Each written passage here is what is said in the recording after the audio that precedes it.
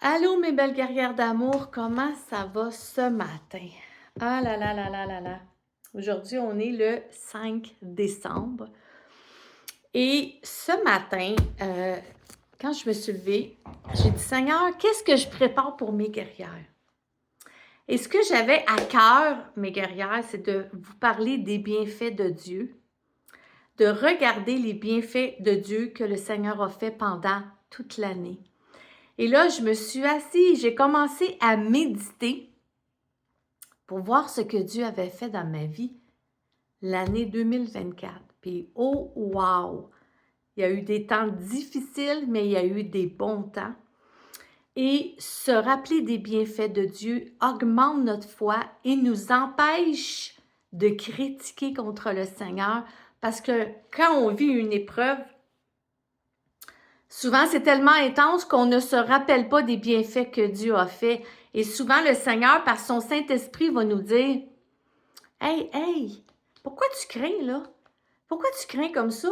Voyons donc, j'ai toujours été là contre les bienfaits que j'ai faits pour toi. » Et là, quand je remémorise et je regarde en arrière, je me dis « Pardon, Seigneur. » Alors, ce matin, j'avais envie de vous parler des bienfaits de Dieu, de se souvenir. L'année 2024 finit bientôt. Une année, c'est long. Il s'en passe des choses. Mais j'aimerais un peu pour vous aider, peut-être de vous dire dans ma propre vie comment Dieu a agi. Alors, vous savez, sans la parole de Dieu, pour moi, c'est important de toujours appuyer avec la parole de Dieu. Alors, Psaume 103 ce matin nous dit « Mon âme bénit l'Éternel, que tout ce qui est en moi bénisse son saint nom.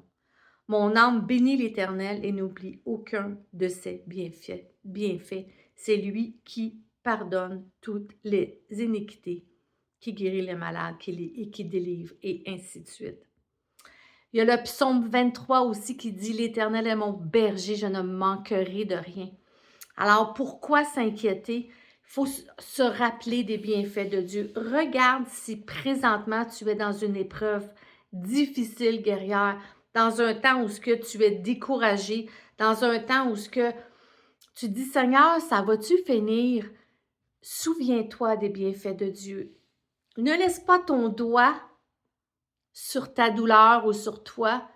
Laisse ton doigt, ta pensée, ta méditation, même par la parole de Dieu, souviens-toi de ce que le Seigneur a fait pour toi cette année et dans les autres années.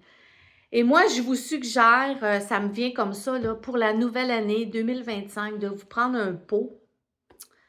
Et à chaque fois que Dieu répond à une prière ou qu'il y a quelque chose de bien qui se passe dans votre vie, écrivez-le sur un petit papier. Je sais qu'on manque de temps, mais essayez de le faire. C'est vraiment quelque chose de surprenant.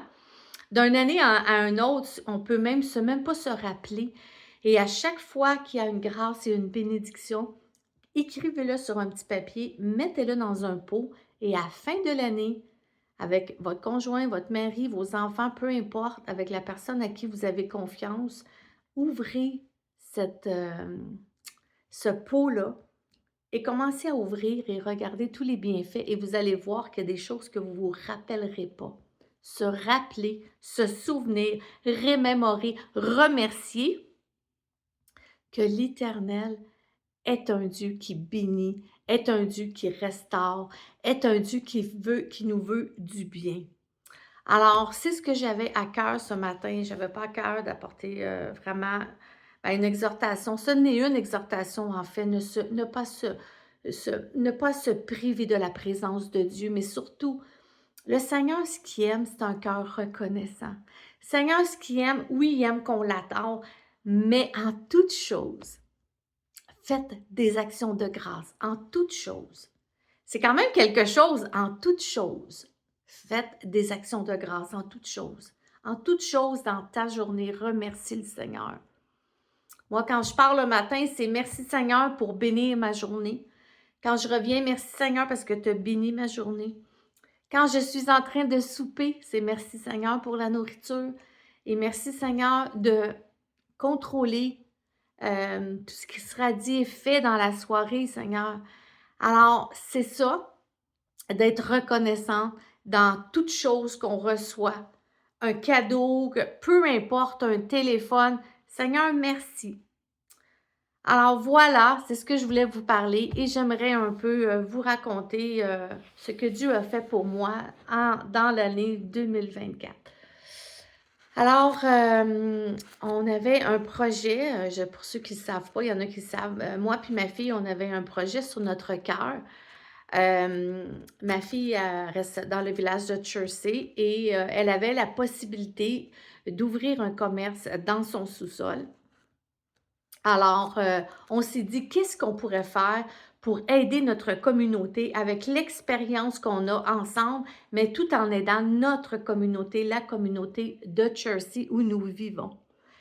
Et on en a discuté, le Seigneur a mis à cœur d'ouvrir un petit commerce, une petite boutique vintage, antique, dans le sous-sol de sa résidence. Et on a décidé de donner 5%. On a mis le Seigneur à l'épreuve. On a décidé de mettre 5% de côté de nos ventes. Et on a choisi 2 organismes communautaires de la région pour redonner dans la communauté. Alors, on ne voulait pas juste avoir une boutique pour avoir une boutique. On voulait avoir une boutique parce qu'à Chersey, il n'y a rien. Alors, une boutique où c'était un endroit où les gens pouvaient se rassembler. Où les gens pouvaient jaser, où les gens pouvaient passer un temps de qualité, où les gens pouvaient avoir une expérience de magasinage spécial. Vous savez, la vie va vite. On va à l'épicerie, on va chercher les enfants à la garderie, on va chercher les enfants à l'école, les devoirs, les soupers, Vous le savez, c'est quoi, hein, les jeunes mamans, comment c'est vite. Et on est dans un temps où c'est rapide, on est dans un temps où c'est pas, on n'a pas de qualité de vie. Alors, on s'est dit, les personnes qui vont venir magasiner, même si ça dure 10, 15 minutes, 20 minutes, une demi-heure, on va leur donner une expérience de magasinage. Et ce que ça veut dire, c'est que on jase avec les gens, on leur pose des questions. Vous venez de où? Est-ce que vous venez de Chersey? Est-ce que vous avez loué un chalet? Est-ce que de quelle ville venez-vous? Et ça l'entame une conversation qui fait et un échange vraiment dynamique et ressourçant. On apprend beaucoup des gens et les gens apprennent de nous et c'est une expérience de magasinage pour chacun. Alors, on a décidé de faire ça, on a décidé de pas le faire juste pour un revenu, mais le faire pour une expérience de magasinage afin d'être ouvert aux gens, de leur donner l'amour quand ils rentrent dans le magasin, montrer que c'est des personnes qui sont importantes et leur donner toute l'attention comme Jésus l'aurait fait. Et si on a la chance de le témoigner, on le fait, mais pas toujours, c'est juste l'amour, les gens reconnaissent ça. Quand ils reviennent, quand ils s'inscrivent sur Instagram ou Facebook, parce qu'on est sur Instagram et Facebook, le nom du commerce, c'est les Glaneuses du village. Alors, si ça vous tente de vous abonner, Dieu fait une grande œuvre dans cet endroit-là. C'est vraiment incroyable, toutes les confidences, toutes les ragots du village qu'on entend. Un genre de petit magasin général. Alors, les gens sont propices à la confidence avec nous. Et on a réussi, ça a été pas facile d'ouvrir ça. Même financièrement, on n'était pas top. Et le Seigneur a permis qu'avec des gens, on allait acheter des choses et il y a des gens on racontait qu'on voulait ouvrir un petit commerce pour la communauté et qu'on voulait redistribuer dans les organismes communautaires et les gens rendus là nous donnaient des choses. « Ah, voulez-vous ça? Vous voulez-vous ça? » Et les gens y ont contribué, des gens d'un petit peu partout, ce qu'on a acheté des choses, ont contribué à l'ouverture de ce magasin-là. Alors, le magasin a ouvert en mai. Et bien, on est rendu en décembre et on est encore là grâce à Dieu. Alors, on remercie Dieu parce que c'est un projet qu'on avait sur le cœur pour notre communauté, la communauté de Chersey, petite communauté où les gens se connaissent toutes. On est comme 2000 personnes pendant l'hiver et 4000 pendant l'été. Alors, c'est un petit village où partout où on rentre, les gens nous reconnaissent. Alors voilà, ça a été une grâce. Pourquoi? Parce que c'était dans la volonté de Dieu et on a prié, ma fille et moi, est-ce que c'est ta volonté, Seigneur, et les portes s'ouvraient. Même les gens venaient, on achetait des choses, il y avait certaines personnes qui venaient nous livrer les choses. Alors, c'est incroyable. Il est arrivé des choses quand on a monté cette boutique-là, où le Seigneur a agi à travers des personnes qui ne connaissaient pas Dieu, mais qui ont mis un amour envers cette boutique-là qui s'en venait. Et on a été gâtés par des personnes qu'on ne connaissait pas. Il y a des choses qui nous ont été données. Les gens étaient contents de nous vendre. Les gens nous vendaient à des prix abordables. Alors, on a vu vraiment la main de Dieu. Et à venir jusqu'à la date, on voit toujours la main de Dieu dans cette boutique. Alors, nous, c'était un projet commun, ma fille et moi, qu'on voulait faire afin d'aider notre communauté parce qu'on se disait, on vit à Jersey, qu'est-ce qu'on peut apporter? Oui, on est impliqué dans nos églises, on est impliqué dans notre famille, on est impliqué un peu partout, mais dans notre communauté, petite communauté, comme ici, je trouvais ça vraiment important d'être différente, que les gens puissent dire, ces personnes sont différentes, ils ne sont pas comme les autres et que ce soit pour une bonne raison. Quand les gens rentrent, le sourire, bonjour, et, euh, et voilà, ça a été le gros projet. L'année 2024, le Seigneur a permis quelque chose que je n'aurais jamais pensé. Moi, je fais partie d'une équipe pastorale à l'Église. Je vais au Centre chrétien de la Naudière, au CCL, sur la rue Notre-Dame à Repentigny. Et bien, je fais partie d'une équipe pastorale. On est 3 personnes que notre pasteur Patrick Lantin a mandaté pendant sa maladie. Notre pasteur a été très malade l'année 2022, 23, 24. Et il a mandaté un comité pastoral dans l'Église pour le temps qui faisait ses traitements et qui ne pouvait pas être présent. Et le pasteur Lantin, le pasteur Patrick, a permis que j'apporte la parole plusieurs fois. Et moi, pour moi, c'était quelque chose qui était impossible parce que je regardais les gens en avant qui apportaient la parole, mes guerrières, puis je me disais tout le temps, oh, comment ils font? Hey, je serais jamais capable de faire ça.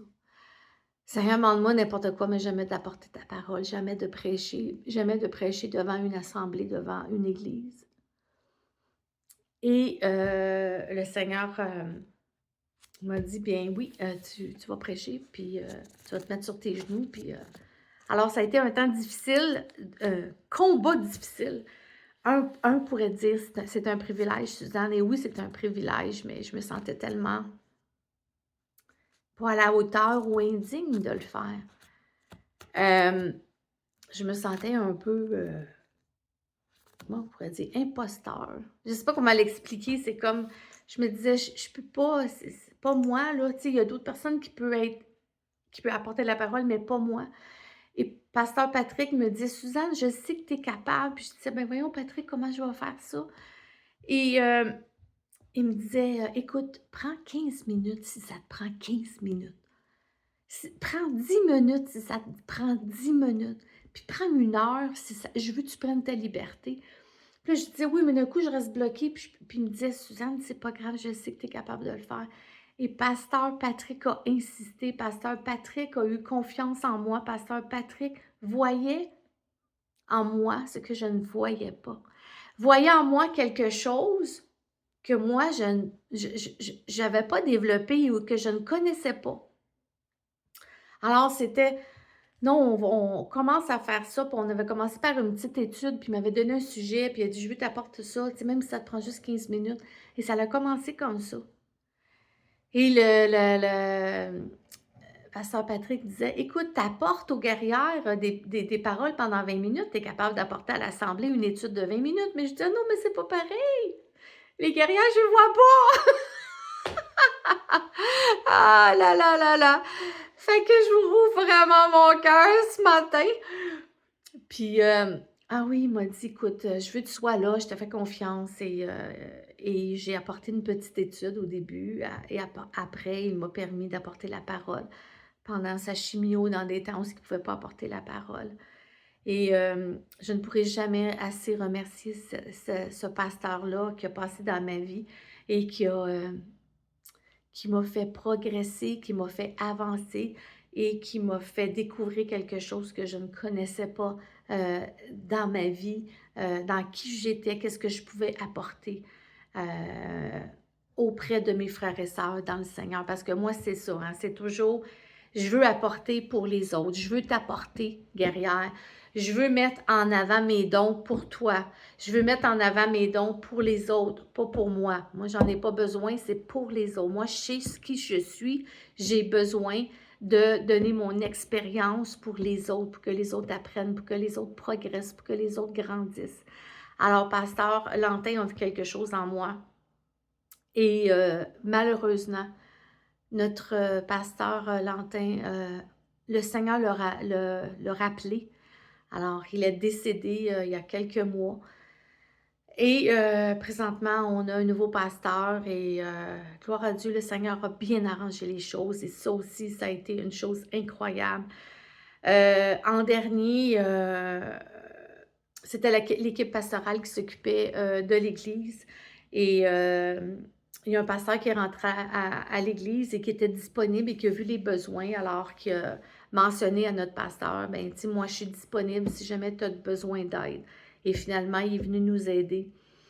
Et on a prié, on a intercédé, on a cherché la face de Dieu. Et ce pasteur-là, pasteur Michel Baudet, est rendu notre pasteur depuis 2 semaines officiellement.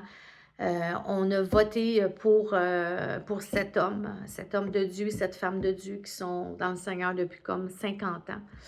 Alors, ce sont nos nouveaux pasteurs et femmes de pasteurs extraordinaires. Alors, l'Église commence à se relever parce que c'est un deuil. Hein?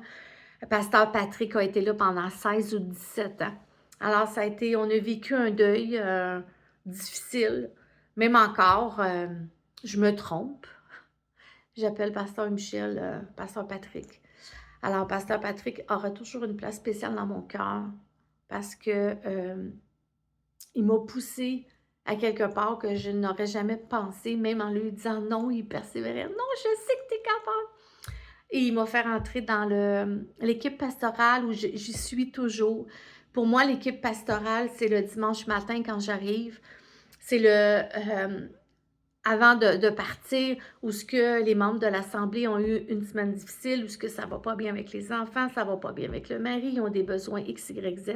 Et moi, je suis là pour prier avec eux, pour les encourager, pour les aimer. Et c'est ça, l'équipe pastorale. Et moi, je me sens bien là. Je me sens dans un endroit encore où je peux aider parce que moi, ma mission, c'est vraiment ça, c'est d'être une servante de Dieu. Alors, je regarde les besoins le matin, les personnes qui arrivent et qui ne semblent pas bien aller. Et avant de partir, si ça ne va pas bien, je ne les laisse pas partir dans une condition où je vois que ça ne va pas bien. Je prends la peine d'aller leur parler et je ne les laisse pas partir comme ça. Alors, le Seigneur a développé sur moi la fibre pastorale, comme Pasteur Lantin me disait, tu as une fibre pastorale que tu ne connais pas, Suzanne. Alors, présentement, je suis dans ça, je baigne dans la fibre pastorale, je suis dans l'équipe pastorale et j'aime ce que je fais, j'aime mes frères et sœurs, j'aime aider, j'aime exhorter, encourager, prier pour eux. Alors voilà, c'est des choses comme ça que Dieu a fait et je pourrais en raconter. J'ai toujours les guerrières de prière, la prière aux 2 semaines qui est ici chez moi, ça grandit. Il y a plus de femmes, les femmes qui se déplacent de Montréal pour se rendre à Chelsea, faire 1 heure et quart de route à tous les 2 mardis pour venir passer un temps de qualité ensemble. Encore là, Dieu est un Dieu qui est fidèle. Encore là, en tant que servante de Dieu, j'accueille ces personnes-là parce que le Seigneur, quand j'ai acheté ma maison, il avait dit, cette maison-là ne t'appartiendra pas seule, Suzanne. Tu vas avoir un ministère ici. Et quand que j'avais senti la voix de Dieu, je me disais, ben voyons, Seigneur, ça doit venir de ma tête, ça. Qui va venir en plein bois, la maison en plein bois, dans une pente à pic, à Chelsea? Qui va venir ici? Mais le Seigneur s'est arrangé avec ça, puis il a dit, crois-moi, il va se passer quelque chose ici. Et le Seigneur a été fidèle. Stéphanie et moi, on est 2. On a eu la même vision de chacun de notre côté. Et Moi, j'ai commencé Stéphanie m'en a parlé, j'en ai parlé en premier, je me souviens pas, et l'une et l'autre a dit, ben moi, je l'avais dans le cœur aussi. Qu'est-ce que tu en penses, vu qu'on est dans un petit endroit, qu'on pourrait pas faire venir, tu sais, il y a des personnes de Sainte-Julienne qui se déplacent aussi. Si, tu sais, des femmes qui ont des besoins, des femmes peut-être qui sont isolées ou des femmes qui ont pas d'église proche, qui puissent venir passer un temps de qualité. Alors, ce qu'on fait à cet endroit-là, à ce moment-là, c'est à 9 h le matin et ça finit quand ça finit. Vous partez quand vous voulez partir, mais les gens ne veulent plus partir parce que on passe un bon temps, on fait ça en bas. L'hiver devant le foyer, chaque femme apporte un petit quelque chose, on partage un petit repas ensemble. Muffins, croissants, fruits. L'été, on fait ça à l'extérieur quand on est capable de le faire dans le gazebo, quand il n'y a pas trop de bébites. Et on prend un temps, on parle. C'est un temps de fraternité, c'est un temps de discussion. On parle entre femmes, on parle de nos inquiétudes, on parle de ce que Dieu a fait dans nos 2 dernières semaines, les batailles, les victoires. Et ensuite, on finit par la prière et la louange. Alors voilà, Dieu fait des choses extraordinaires. Je suis rendue à 21 minutes, mes guerrières. J'en aurais tellement à vous dire. Tellement à vous dire. Peut-être qu'à un moment donné, je pourrais peut-être prendre un temps puis juste parler des bienfaits. Parce que quand on parle des bienfaits de Dieu, ça l'encourage l'autre. Ça l'encourage de dire, Seigneur, tu le fais dans sa vie. Ben moi, je le veux. Je le veux. Je veux que tu me parles comme te parler à Suzanne. Le Seigneur va le faire. Le Seigneur va le faire si tu as vraiment envie de servir le Seigneur. Alors, en terminant, j'avais à cœur de vous présenter ce petit livre que j'ai découvert. C'est un trésor. C'est un trésor de livre. C'est un moment avec Jésus. C'est chaque jour de l'année, vous avez une pensée. J'ai découvert ce livre. Ah oui, j'ai oublié de vous dire, le Seigneur a promis que j'ouvre avec ma fille une librairie à notre église. Et là, on est dans ce projet-là. Ça fait 1 mois que c'est ouvert. On est en train de former 2 personnes à l'église. Qu'on a été chercher, on a vu le potentiel dans ces personnes-là.